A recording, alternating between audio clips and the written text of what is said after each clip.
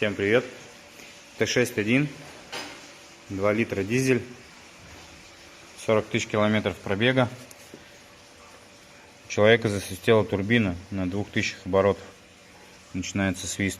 Предположительно загнула лопатку. Сейчас разберем, посмотрим. Ну, в общем, вот турбина снята. И причина свиста — вот это погнутая лопасть. По-моему, если я не ошибаюсь, дилер правит пассатижами, и все говорит у вас хорошо.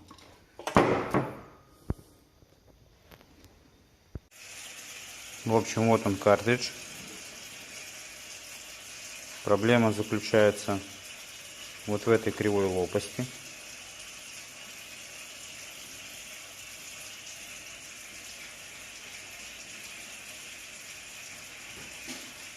Из-за нее, собственно говоря, есть свист, вой и все остальное. Вот новый картридж, уже отбалансирован. Сейчас поставим, соберем. В общем, картридж поменен. Все лопатки хорошие, помыто. Очень хорошая геометрия, продуманная.